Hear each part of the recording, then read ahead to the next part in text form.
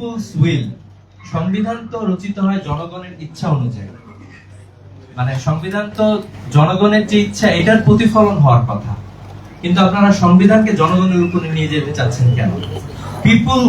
People's will সবসময় উপরে থাকার কথা। পিপল কোন জায়গায় আগ্রহ পোষণ করেছে, জনগণ কোথায় রায় দিয়েছে, এই জনরায়কে আমরা বিশ্বাস করি।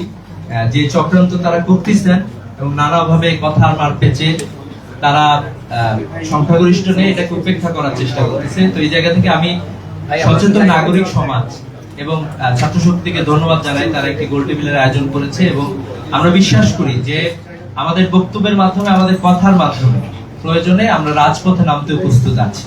আমরা চাই যে জনগণের যে অধিকার, জনগণের যে ম্যান্ডেট, এটা অক্ষরে অক্ষরে পালন করা হোক। তো এই প্রত্যাশা রাখছি, এই প্রত্যাশা রেখে শেষ করছি। আসসালামু আলাইকুম। ধন্যবাদ সিপিএল ভাইকে।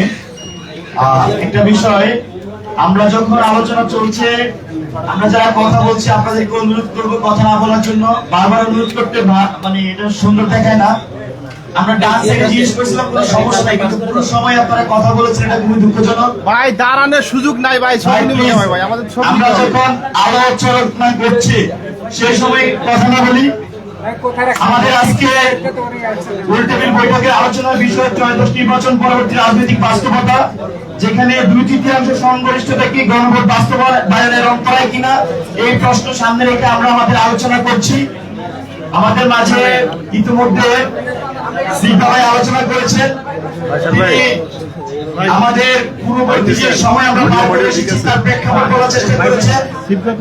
জনগণের প্রত্যাশা কিভাবে প্রতিফলিত হবে সেটা তিনি উল্লেখ করার চেষ্টা করেছেন। এ পর্যায়ে আমি অনুরোধ করবো একই বিষয়ে জনাব